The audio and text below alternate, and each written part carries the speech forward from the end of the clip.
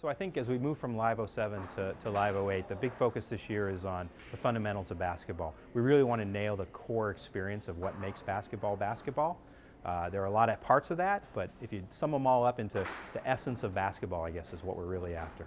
We've improved a lot of things about shooting this year in NBA Live 08. We've spent a lot of time with release points and really trying to get the signature shots of the top players in the league to really look like and feel like the shots that those players really use. We've also focused a lot on the explosiveness, so the jump shots don't feel quite so floaty and the guys explode up into them, and the physics behind the actual ball trajectories are much improved. So last year on NBA Live 07, we combined the dunk and the layup button. We separated the dunk and the layup button, and this year we've combined them back again, and we contextually choose whether players should be shooting layups or dunks based on the game situation and game context. So an example would that be if Allen Iverson is driving to the hoop in traffic. If you give the user a dunk button and they press that dunk button, you have to respect that choice and have Allen Iverson attempt to dunk in that situation.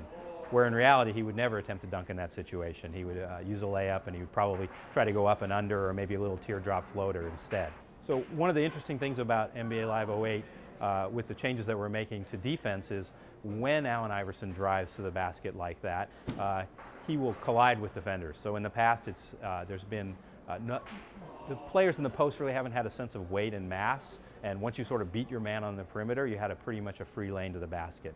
This year we're doing some very interesting things with collisions with players in the post, so that Allen would have to then adjust his shot in midair because he's collided with a post defender.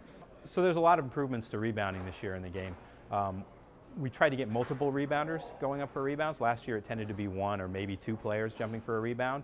The logic that determines what players go for the rebound and how they position themselves before the rebound is ready to be grabbed is really key this year. And we fixed a lot of the issues with the ball warping into the player's hands on rebounds, so the thing looks much smoother, plays much smoother, and feels great. One thing that we do at EA when we're first starting a project is we work on what we call an X. And what the X is really the core essence of what your game is, kind of almost like the elevator pitch, how you would tell somebody what you're doing this year in just a couple of sentences. And it's a really interesting process and a nice way to approach the development process.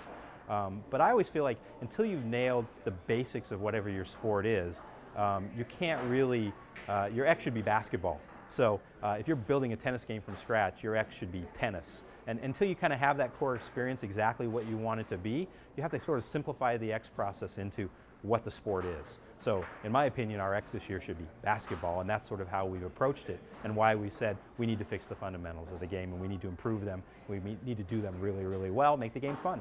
NBA Live 08 will be in stores October 2nd this year, and it's going to be a lot of fun, so check it out.